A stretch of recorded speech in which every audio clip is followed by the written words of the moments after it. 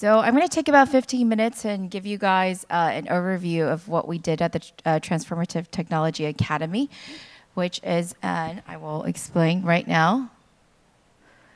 So our mission was, if you went to our website, which is ttacademy.co, our mission was to find global leaders, innovators, and entrepreneurs leveraging tech for mental health, well-being, and joy. And it was a 4-week, completely online, equity-free, fee-free, just everything free program for people who are, trying to build businesses and startups around this space. And it was 4 weeks from September 15th to October 15th. And we tried to design it so that it was appropriate for entrepreneurs of all stages. And so let me give you a little bit background of why we did it this way. Why did we do it to make it completely free? Well, we wanted to make it accessible to everyone. And you'll see through our statistics that I'll share with you that I think we did a good job of being very inclusive and of being very global. We also wanted to build a community because we felt that that was something that was really good for the ecosystem right now, to connect each other, to connect all of you with each other, and not just, have a panel of experts and, like listeners down on the stage, but actually build a community that was very interactive, and to do that across national boundaries. And as also major perks of the program, we wanted to give those of you who were already had built businesses significant feedback from investors and mentors. And I'll explain why we did that. A little bit about myself. I worked for 500 Startups, which is a global accelerator for startups, for 4 years. And I've been doing technology investing and advising for the last 15 years in both Asia and Silicon Valley. So actually, Nicole and I both were in China for a few years, although we never met each other then. But as a result of having lived abroad and having done business there and being involved in the tech scene in another country, that was definitely one of the first things we wanted to do. Like, we wanted to make sure this was very global.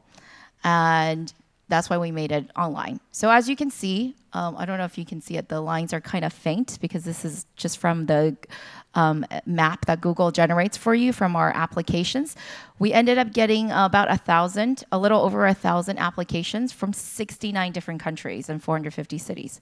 So there's lots of people, all over the globe interested in building transformative technology businesses. The green one is the United States, and that did account for about half. But the remaining 50% is really evenly dispersed, as you can see. So top 10 countries, United States, Brazil, and UK. Yeah, anyone from Brazil or UK in the house?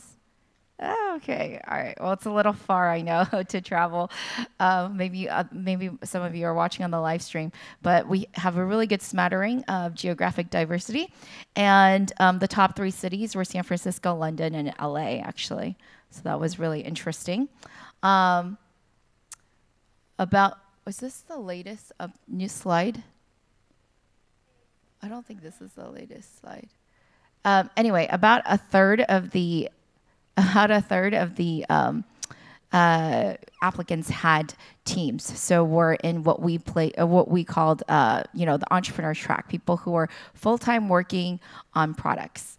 What are you guys working on? Well, from what we saw from the Academy applications, about 30% were using AI in their solution. About 25% were using some kind of sensor, so biofeedback or neurofeedback. And 20% were using VR. These are approximate numbers. And in terms of outcomes that people were trying to get to, over 60% were working on emotional well-being, and 50% working on mental health and behavioral change. I picked the US, UK numbers because those were the highest, those had the greatest number of applications, and so the percentages made sense. But if you just average it out over the globe, that's pretty much what you see as well.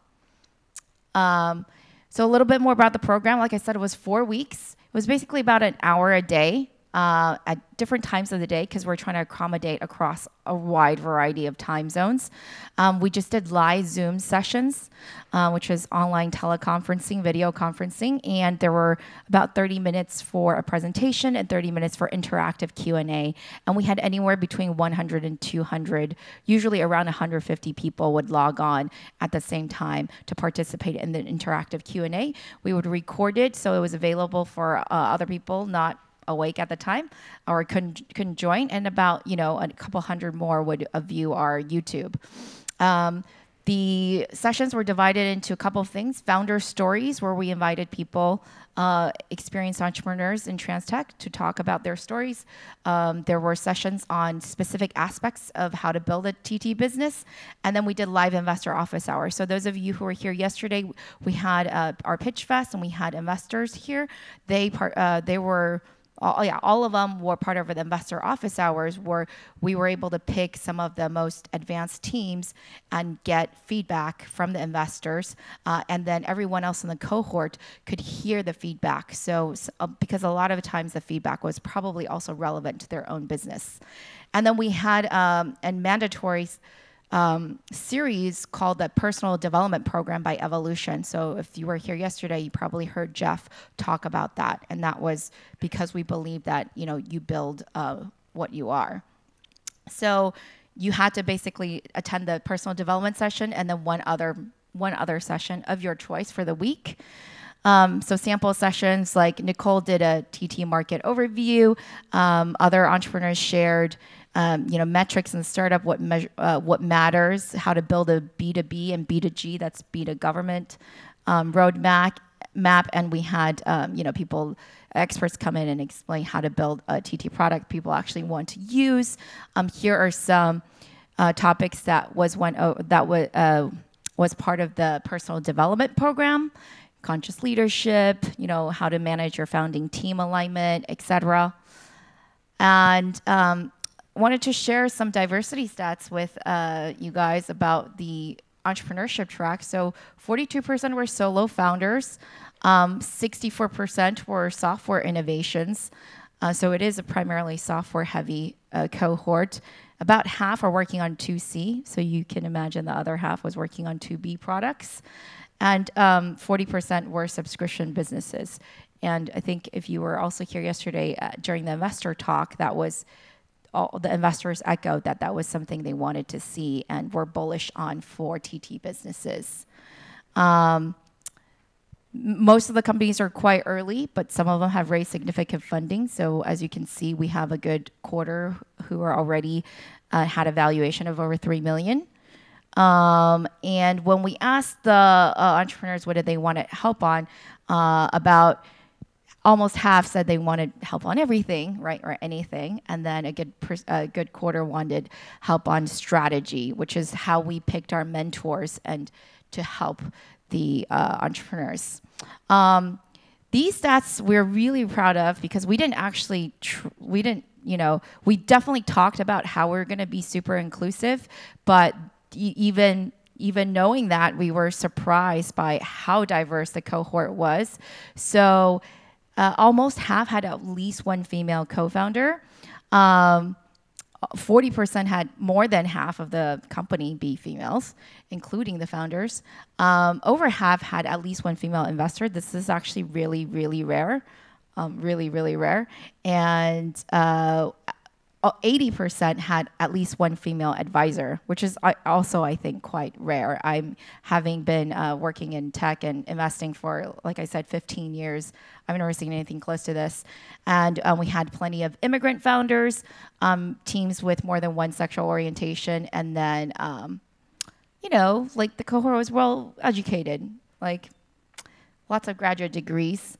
In terms of innovators, these are people who were aspiring entrepreneurs but hadn't yet started their business.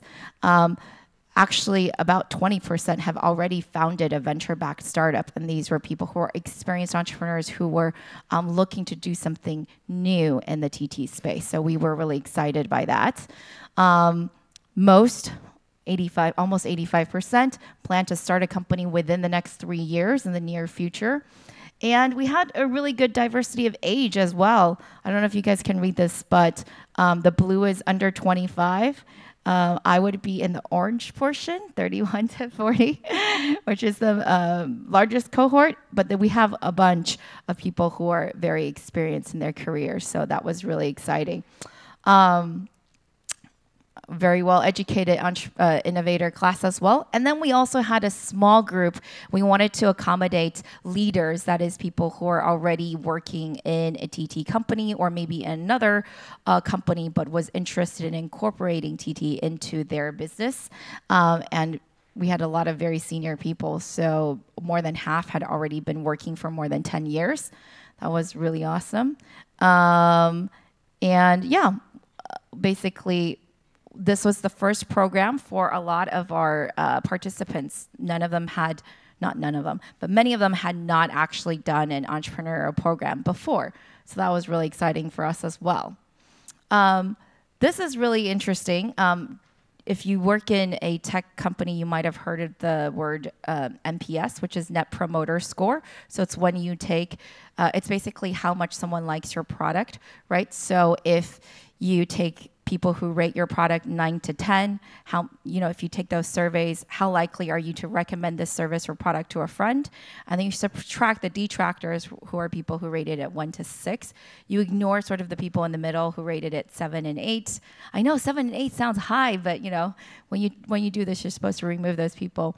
We got 75% of our cohort, or we got a score of 75, which means that if you take the net promoters, so take the people who scored us 9 or 10 and take away the people who scored us 1 to 6, we got 75. How does this compare?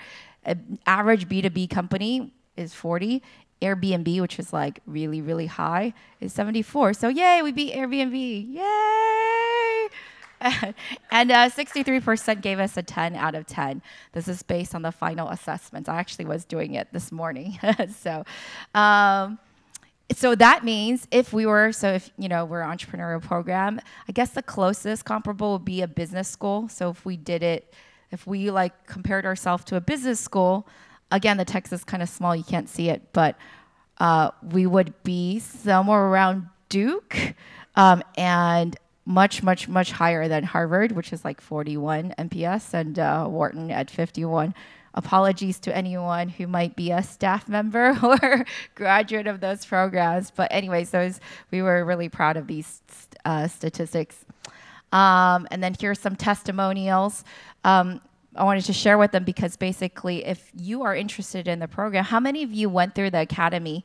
I think there's a good portion, but okay. All right. So there's a lot of you who haven't, and if you are considering building a startup or building a business in this space, this is definitely something we hope you consider.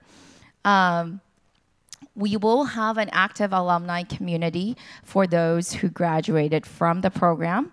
We will be launching chapters all over the world. We're in the process of interviewing and actually deciding on who those chapter leaders will be.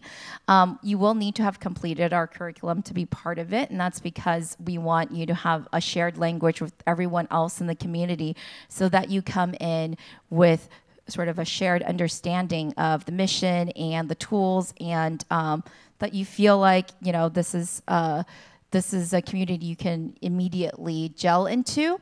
Our top countries for alumni are US, Canada, and UK, and our top city, believe it or not, is London. That was really interesting. Anyone from London here? Whoa, okay. So that was really interesting for me for the top completers of the program. So yeah, that's all I wanted to share on the Academy. If you follow us on TransTech Lab on Twitter or sign up for our newsletter, ttacademy.co for the latest and greatest. Okay, and you can always find me after for any, I'm wearing red, so I'm very visible for any questions. Thank you.